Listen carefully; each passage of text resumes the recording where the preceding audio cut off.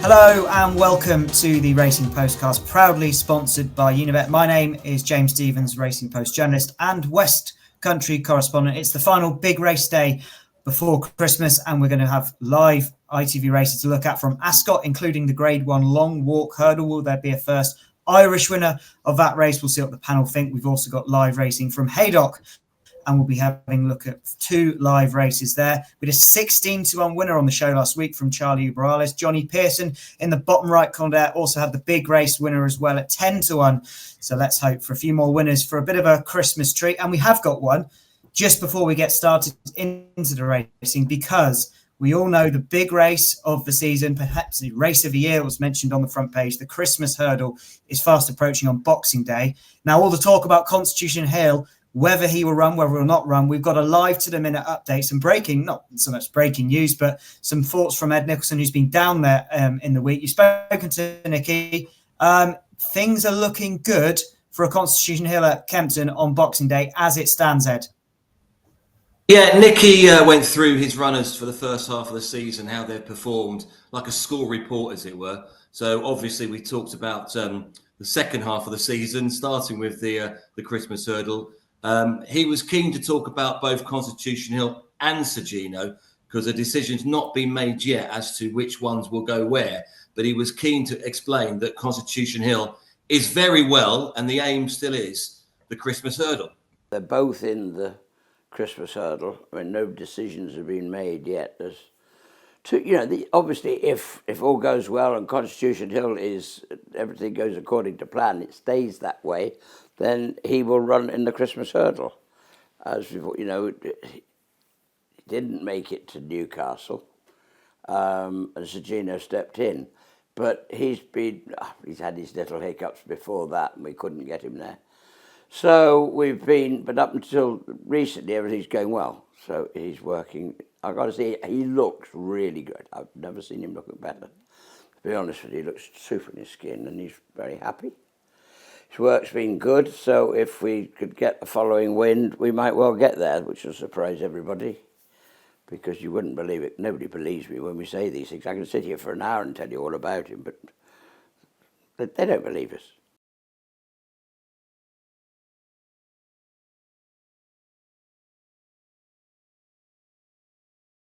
You've got to bear in mind that the state man comes into this equation because he's owned by Joe Donnelly, who owns Sagino. And so there is a moment that you might say, well, does he want Sagino and state man meeting? Actually, he's got another horse in Ireland, Willie, as well, that looks pretty good. Does he want them taking each other on himself? And as much as we're in the same boat with Constitution, so there is a certain part of us that says, well, keep all these apart. We can do that by switching Sagino to fences. If everything was going really well with Constitution Hill, we have schooled Sagino over fences. He's very, very good at it. And if everything was right, then that's just what we could possibly do, and maybe even run in the Wayward Lad the next day. But still lots of decisions to be made before then, so it's open at the moment. It's got to stay open, and it will do so. Yeah, I'm afraid so. It's going to be a last-minute call. I hope it goes the way we all want it to, which is that Constitution Hill will run on Boxing Day. Okay, that's positive, isn't it, Ed? That's what we want to hear. I mean, just give us the vibe from Nick Henson, because we've heard for all the way through the season about will he, won't he. There's a lot of talk, but what's the sort of angle you're getting from being there? Well, I mean, Nicky was talking about he's fine, he's well, he looks good, he's very keen to promote that. He's always touching a piece of wood when he says it, I must say, because we know how fragile the horse might be. But at the moment, everything has gone okay since it didn't. And I heard Michael Buckley recently this week talk about the horse and Christmas hurdle. So, yeah, it's very difficult for a trainer like Nicky, isn't it? Because he's got different owners that he's got to please. He's got different horses in different races. It's a bit of a jigsaw puzzle, a conundrum, if you like. But I think everyone in racing is really looking forward to seeing Constitution Hill over Christmas. It'll be the Christmas present we all want if he wins on Boxing Day. Absolutely. There'll be lots of fingers crossed in the next few days.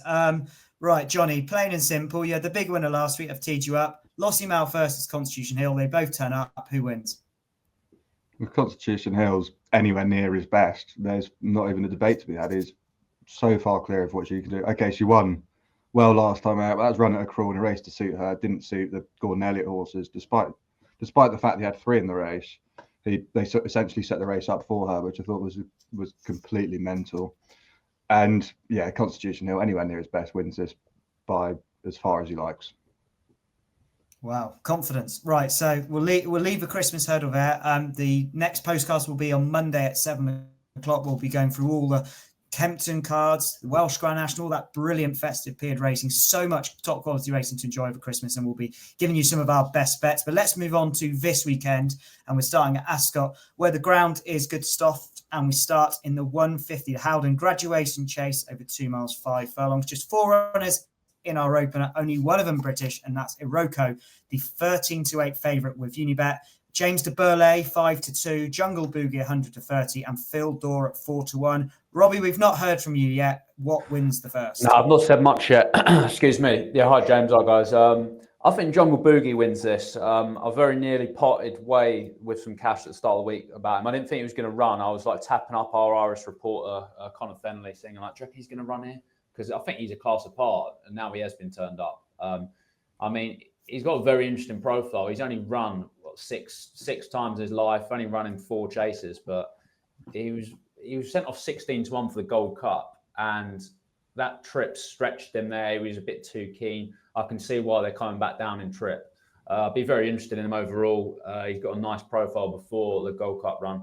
Good winner of the New Year's Day chase, showing a really good attitude. Rallied really well there. It's just what the ground's going to be like. I'm working on subs. It's going to be soft. I don't think he can really have it tested enough. But if Henry de Bromhead's happy to go, I'm very happy to side with Jungle Boogie. 100-30. Jonny. Yeah, I would have to agree with Robbie.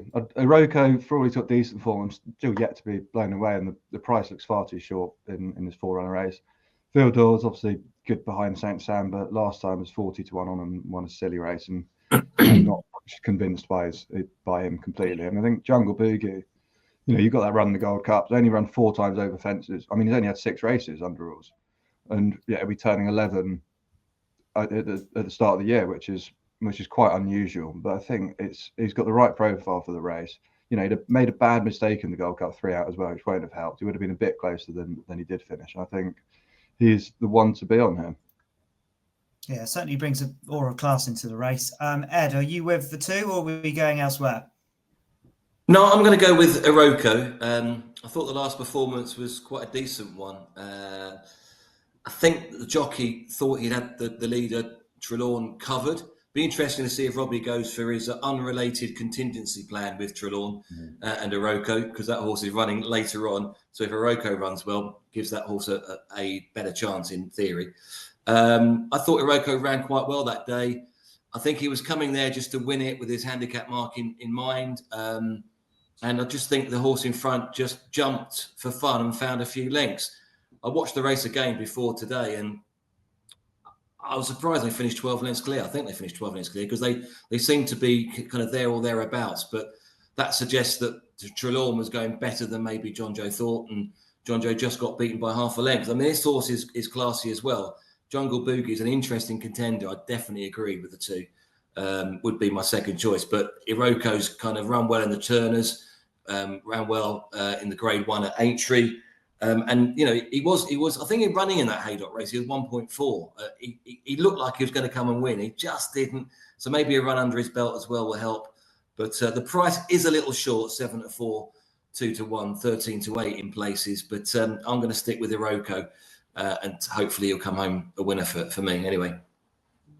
Yeah, on the path towards the Grand National this season, Iroko, and hopefully for Ed, he will take the Howden Graduation Chase at 150. Let's move on to our second race. This is the big one of the day. This is the Grade 1 Howden Long Walk Hurdle, where we have strong leader at the top of the market at 2-1. The Wall Park, bought by JP McManus, now chucked in a Grade 1. Will he become Ireland's first grade one winner in this race, 100-30. Last year's winner, Crambo, 13-2. Shoot First for Charles Burns, 15-2. And Blue King Daru, horse I know Robbie Wilders mentioned at the start of the season was his horse to follow. Interested to see if he will fancy him at 17-2. Let's go straight to you, Robbie. Blue King Daru, he was the one I was intrigued by this week. Are you sticking with this horse? Because I do feel it was this horse, this race.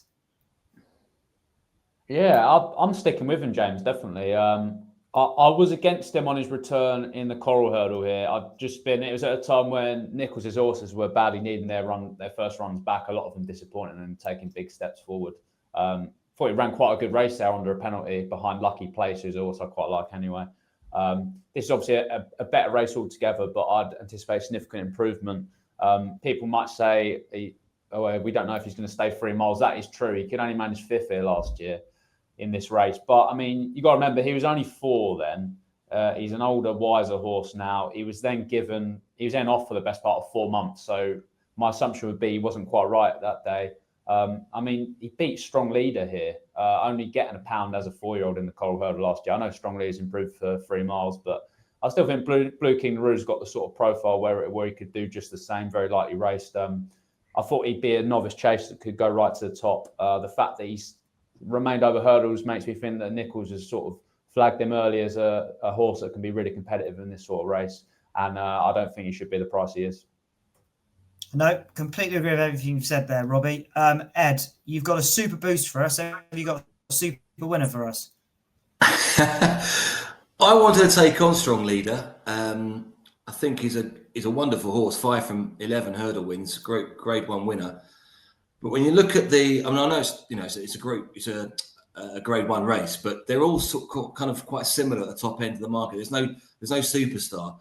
I don't think there is in this division this season actually. And I was quite interested in the Irish coming over, especially the Wall Park. Obviously, JP has bought him, and I saw the same sort of characteristics in his form as for Sire de Burley, his great Pertemps double winner and his Stayers hurdle winner. Because once they've stepped up to 3 miles, they've kind of improved from the same rating, 140, 142, 145. And the Wall Park put in a really good performance last time. First time he's travelled abroad. So we know that hopefully he's okay travelling. Some horses aren't. JP's bought him, which, he's got the best brains in the world around him.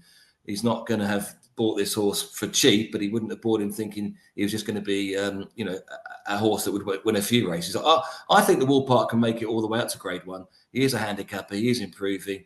But I thought there was potentially still more to come in the handicap. Sire de Burley won the Pertemps final off 152 and also 145, I think. And when he won the Stayers, he was coming back down, but he won it with a theoretical mark of 152. So this horse is similar, I think, but he's only 6, and he's got a lot of upside. We haven't seen the stop of improvement yet, have we? I mean, he's won 4 on the bounce. So if he just showed a little bit of improvement, in fact, he doesn't have to improve that much to win it. But if he improved a little bit, he could be a serious Stayers hurdle winner. But this is a top grade 1 event in its own right. And I think it's there for the taking. So I thought the Wall Park was worth a bet here at around about 130 with us at the moment. But it is a very competitive race. I would be worried about Crambo. He kind of seemed to lose his form last season, and the Fergal O'Brien team are in and out at the moment. So I'll be interested in how that one goes in the market as much as anything else. But he is the current champion, and this race is a really good race for future grade 1s. I think 6 in the last 20 years have gone on to win the Cheltenham Stayers. So it's a race I'm really looking forward to. It's a really good race, and it's nice that it's quite competitive as well on this occasion. Yeah, you can make a case for a few of them. There's lots of different form angles to go at, and the Wall Park is definitely the fascinating one of the lineup, given the connections and also the way he's improved for the season. Jonny, how do you assess this one? I think the Wall Park is improving, but I don't think he's improved enough to be, quite as short in the market as he is. I think Strong Leader is probably the most likely winner, but I'd be happy to give him this at the price, given there's a lot sort of towards the head of the market that I don't think there's a huge amount between them. The one that sort of caught my eye, it's a bit left field and possibly a bit mental, but I thought Beauport was a really intriguing runner here. Won by 30 lengths over fences at Ascot in November, obviously over a bit further. But I thought that was a much improved effort, and they're not turning up for a day out in the Grade 1 here. I think if he runs anywhere, sort of, if he can replicate sort of that form back over hurdles, I don't think he'd have too much to find with those at the head of the market. And at quite a nice price, I think he's worth an each way shot. And if you can get an extra place, then that'd be even better. Yeah, fascinating. 33-1 outside of Beauport for Jonny Pearson there. We'll see how he gets on. That was the 225. Let's go on to the 3 o'clock, which is the Howden Silver Cup.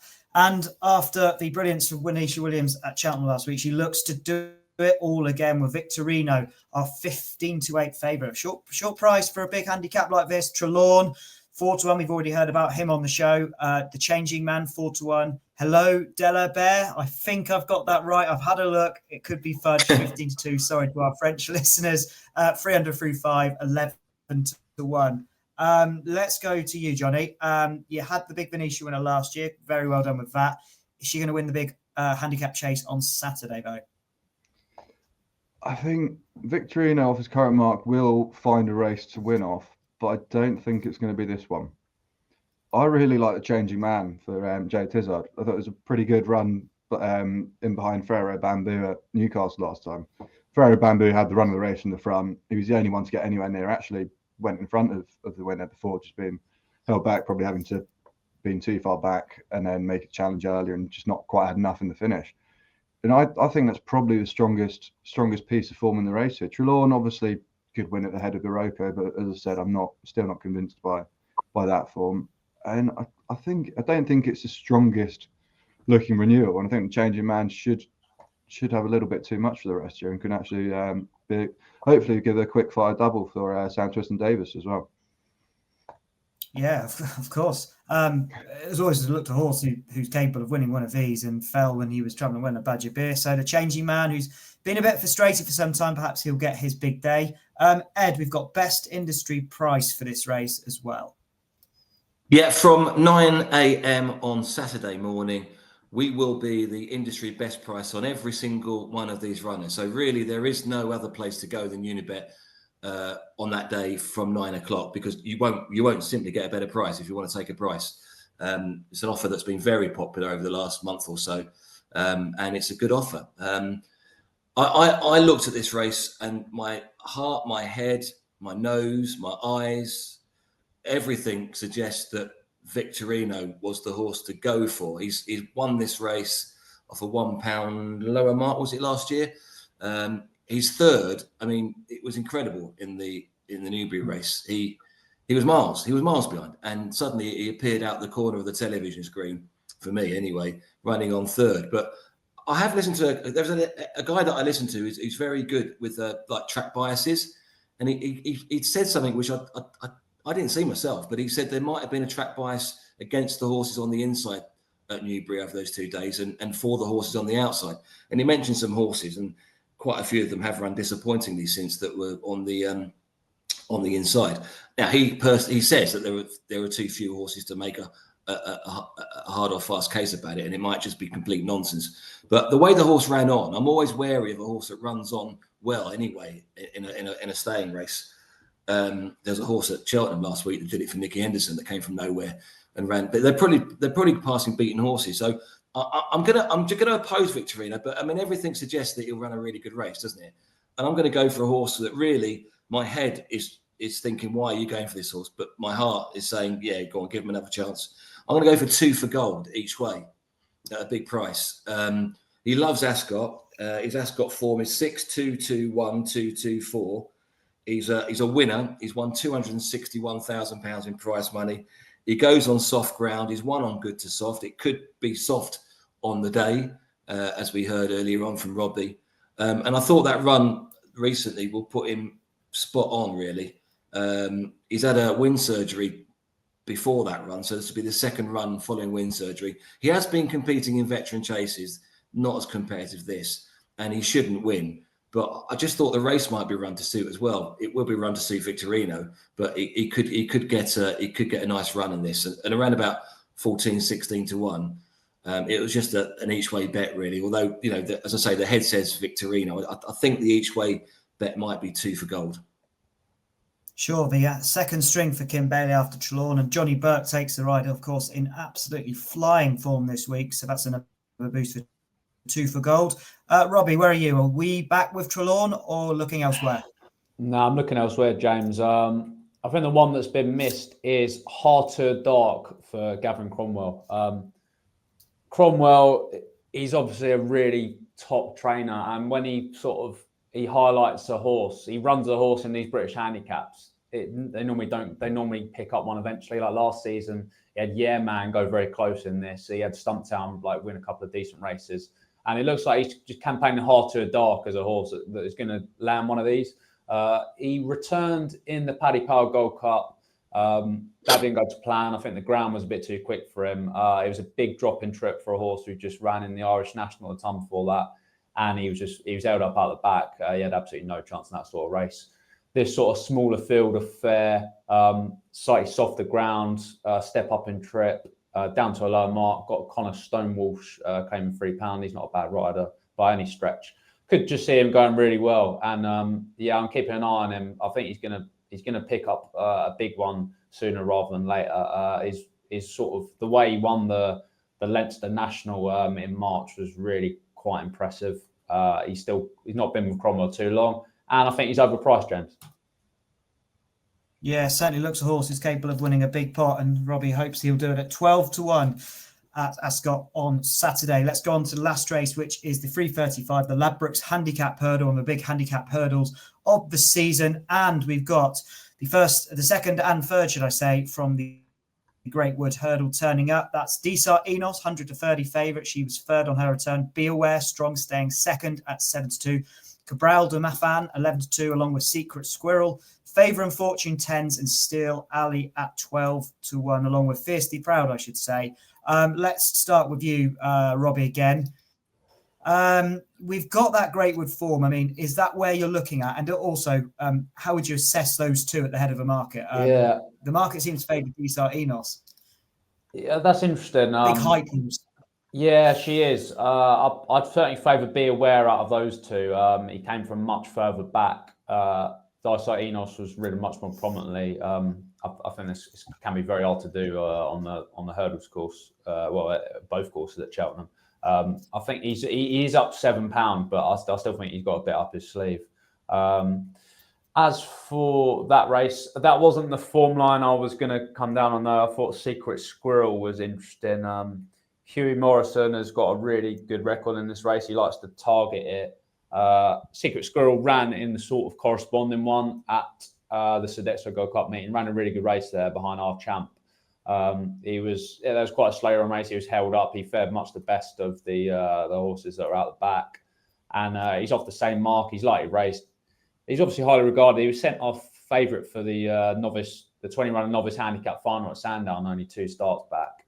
I think he's on a good mark. It's just where he gets the sort of breaks. I think he's pretty fair price if you get him 4 places now as well. So I think he'll be bang there in the shake-up. Yeah, Secret Squirrel 11-2. Jonny, it's our champ time again. Are we 25-1 outside? We know you tipped him earlier in the year when he won at Ascot. We know you've got some involvement in the horse. It looks a tough race for him, but how would you reflect on his chances and what do you like? Well, it's going to be a bit harder than I think he keeps getting put up a bit. But he ran well at Newbury last time, and he seems to run his race every time, which is positive. I'm just hoping the ground doesn't get too soft by the final race of 2 days racing there. But I wouldn't put you off backing, but it's definitely going to be harder. Secret Squirrel's obviously £6 better off with him than last time and ran a good race on reappearance, and definitely an interesting horse. But I'm not. That Desart Enos has been spoken about God knows how many times. Oh, it's best handicapped horse in training, all the rest of it. I'm yet to see that myself, for all people keep saying it. I like Favour and Fortune for Alan King. The big question is, what sort of set condition is he in after a layoff since April?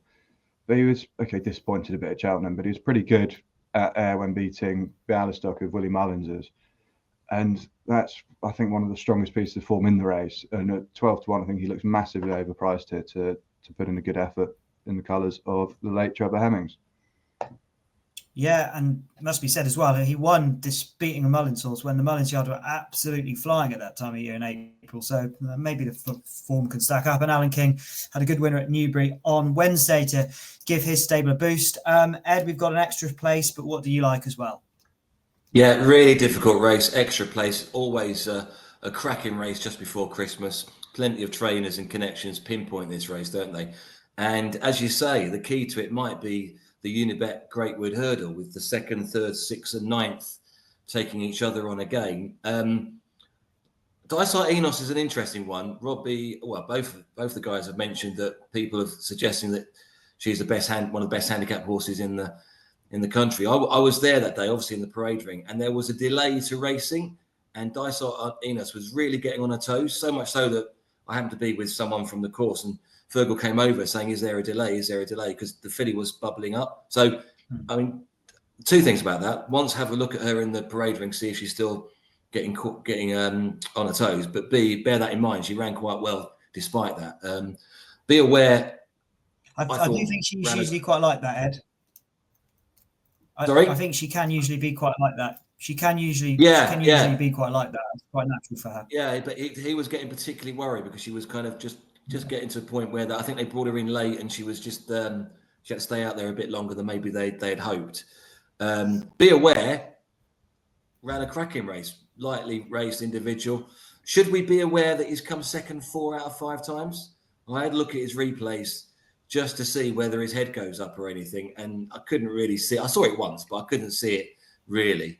I think it'd be unfair to say that. He's run some cracking races in some good races, but he is tenderly ridden, isn't he? And he does come there right at the end of his races, apart from his debut when he took the running up after the last. But I've got a horse who's got some good form with Be Aware, who won for us a couple of weeks ago. I think is overpriced. Still Ali, who drops down to 2 miles from 2.5. If you watch that race at Haydock that he won, it was clear nearly all the way round, and that normally is a sign of in handicaps of a well handicapped horse, and he has gone up £6. But if you look at the rating with the race with Be Aware in that good novices handicap at Sandown at the back end of the year, he's there was £7 between them at Sandown, and Be Aware beat Steel Alley by £1, and now there's £6 between them, and both have run well in this season. So I just thought of the price, 12-1 against the 4-1 Shawls, 100-30. It was maybe, and a horse who's just proved himself to be in the form of his life. I thought that the 12-1 was worth taking on Steel Alley. Drop down in distance is a little bit of concern, but does like the softish ground, which we were all expecting. So, yeah, I'll go for Steel Alley just to keep on improving. 12-1 Steel Alley, and that completes our selections from Ascot. We'll be looking at Haydock after a quick look at the Racing Post Insider.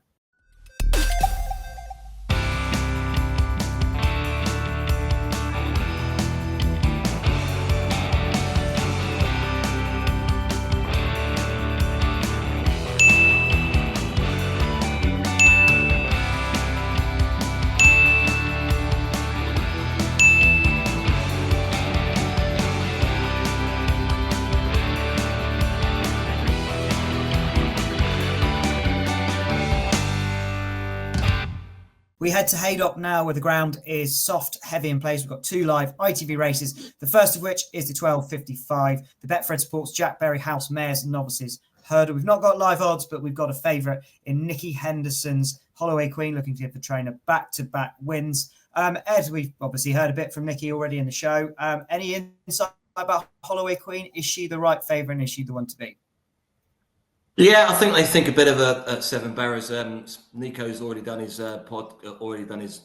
column for this horse, and just said that she just kept on finding for him when she won at Lingfield.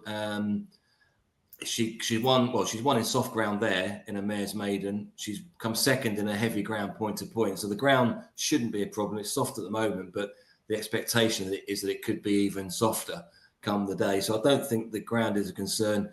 She's just going a step up into listed company against her own sex again, against several kind of similar types, unexposed individuals. But that piece of form with Jasmine Bliss at Lingfield was quite good. The pair finished well clear. You haven't got much form to go on, but I think she's the right favourite, and I think she'll probably win. Holloway Queen for Ed. Jonny? I prefer the form of Kayla Wood for Oliver Greenall and Josh Guerrero. Is that how you say his name? I thought it was a pretty good run, beating Crazier Than Daisy by 10 lengths last time. I thought that was a better performance than what Holloway Queen put in at Lingfield. And given they've got pretty similar profiles coming into it, I'd much rather be with Kayla Wood than Holloway Queen at the prices. Okay, a difference of opinion. Are you going to settle the score for us, Robbie? Yeah, I'm Team Pearson here. Of Kayla Wood, it looks like Holloway Queen's opened up at odds on, which seems pretty short, considering Kayla Wood has got a better RPR, better top speed figure. She ran the best top speed figure on that Uttoxeter card. And I sort of like it when one wins by a wide margin at a big price, considering it's almost like she wasn't fancied, so they caught her by surprise a bit. Maybe there's a bit more talent there than was expected. I like the stable. They're throwing her into this listed race. And she looks a sporting alternative to Holloway Queen for me. Kayla Wood, 2 shouts for the Green Guerrero shout. Let's go over to the 205. This is the Betfred Tommy Whittle Handicap Chase, where Famous Bridge is looking to win this for a second time. Live market as it stands with Unibet. Famous Bridge 11-4. We've got East Street at 7-2. Frenchy Delage for Venetia Williams. We don't need to keep going on about her form, but blimey, she is having some startling end to 2024. Credo at 6-1 and Jack's Parrot at 8. Ed, are we going to see a repeat winner from Famous Bridge? I think so. I think everything's in his favour to run well. We know he likes the track. And we all know, don't we, years gone by, track specialists at Haydock are worth a few pounds. You guys are probably too young. Here goes the sentimental bit again. But Twin Oaks was a horse that kept on winning at Haydock. He loved the heavy ground. And this horse has now run 3 times, just 3 times at Haydock, but won twice and then unseated when going quite well, actually, at Haydock the last time, 5 out, 6 out. He's also run well in open class. He finished, was it 5th or so in the Ultima? So he's not just a Haydock specialist, but he does go particularly well in heavy ground. It's soft at the moment, could be heavy. He's weighted to run well. I think he won this off 135, did he? And now he's on 137. Last year he won it, that is. Nicky Richards' horses seem to be in good form. They've obviously laid him out for this, I would have thought anyway. And he ran really well on his seasonal debut, went second just over 50 odd days ago. So, yeah, I think there's a lot of positives for him. The price is probably a negative. It is quite short if you're picking, but I expect Famous Bridge to win. Yeah, and you're quite rightly there. When Haydock, the mud does fly at Haydock, it really is a specialist track, isn't it? And he seems that way. And yeah, I don't think anyone would be disappointed to see Nicky Richards have a good winner after a bit of a health scare. What I would say, James, is. Sorry, James. What I would say is that this is money back second or third as cash. So this is one of our kind of standard bearer offers. So if you're having a bet on this, if you do come second or third, you get your money back as cash. Good to know. Robbie, where are you looking? Yes, mate. Yeah, I like Regal Blue here for John Joe and AJ O'Neill. I think he's a sort of horse that gets a little bit underestimated because he gets pulled up quite a lot. But if you look at his profile, every time he's been pulled up, the following run, he's either won or run a career best. He was pulled up on his return at Bangor. I think we can sort of take the view that he might have needed it. But, I mean, only 2 starts back, he was a really impressive winner over the Changing Man at Uttoxeter, who obviously Jonny likes for the Silver Cup. Showed a really good attitude that day. He just stays, well, that's just what he does. He just wants a real marathon test on really testing ground. He's going to get that at Haydock. I think they were looking at him as like a sort of Welsh national type, according to the stable tour. I don't know, you might have done it actually, Matt. I don't know. But he was too low. He's too low in the weights ready for a race like that. And they seem to be targeting here instead. And they've obviously got Mombe Genius, the same owners for the Welsh national anyway, but I digress. Yeah, I just like his profile. I think he's got everything in his favour, and he won really impressively the last time he ran at Haydock. So any odds around double figures look pretty enticing to me. Yeah, he looked Welsh national horse for his very first start, where he won at Foss Lass by a big margin on pretty horrible ground there. So it's always been that sort of horse, but nevertheless, Haydock's a stiff enough test, and he's Robbie's choice. Regal Blue. Jonny? As Robbie alluded to, we are going to have a related double with Regal Blue and the Changing Man.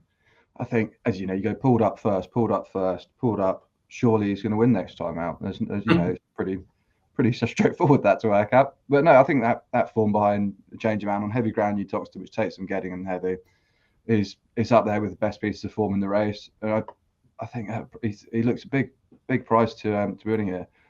I have struggled a bit to get a handle on the John Joe stable this season. I seem to back the ones that don't win in the one and leave the ones that do. But they're going perfectly okay as a stable. I think it's just some of their horses aren't firing or quite as good as people expected them to be. But I think Regal Blue here would have needed the run last time, and looking with that form of the changing man should have a very good chance here. Yeah, interesting point on John Joe's stable. I suppose if Johnny Who can win at short odds on Friday, that'll be a major boost for Regal Blue. If you're going to follow Jonny and Robbie in on the 205 at Haydock, we'll be hearing about what our best bets are off for the weekend after a quick word from our sponsors. Want betting on the horses to be anything but flat? With an app that impresses every time out. You're on. Want to watch live streaming of races in the UK, Ireland and around the globe? And get a chance to win even bigger with 3 Uniboosts every day on any horses you want. Unibet, you're on. Okay, so we are going to come on to our best bets of the week, but first we've got one race and one horse from elsewhere from ITV, Jonny, that our listeners and our viewers should be looking out for. Yeah, it's in the 240 at Haydock. I think Coventry has quite a good chance here. Some good form over in Ireland earlier on in his career, then continued to disappoint me on many occasions. But he switched over to Lisa Harrington. He ran a much improved race at Carlisle last time, and he looks to be back on the up. And if he gets anywhere near his best Irish form, he looks very well treated. And I think he's a decent price to put in a good shout in the race in the 240 at Haydock. Yeah, sure. Right. Let's move on to our best bets of the week. I'm not a festive person myself, but let's try and get ourselves into the Christmas spirit and get a festive boost ahead of a big day. We're going to start with you, Robbie. What is your nap for the weekend? Yes, James. The nap is long walk hurdle, 225 at Ascot, Blue King Daru. Blue King Daru for Robbie. That is the 225 at Ascot. Jonny? The 150 at Ascot, the Howden Graduation Chase, and it'll be Jungle Boogie to have us all dancing into Christmas. I'd love to see it. That's the 150. And finally, Ed? Yeah, I'm going to go for Famous Brinch to win back-to-backs in the Tommy Whittle, the 205 at Haydock. Trust the call specialist. And I'm going to go for the big race, the 335. Be aware for the Skeltons to improve after his cracking run in the Greatwood. Perfect. That brings us to the end of the show. But we do have another Christmas treat for you. As I mentioned at the top of the show, we've got a special looking through all that big racing, the King George, the Christmas Hurdle of Constitution Hill, the Welsh Grand National. That will be up Monday at 7 p.m. So do look forward to that. All those tips for the festive ITV racing. As ever, we're enjoying hearing your big picks and weekend fancies. So keep them coming, as well as letting us know about that huge Kempton clash with Constitution Hill as well. If you can, rate, review and subscribe to the show. But until next time, enjoy the racing. Goodbye and gamble responsibly.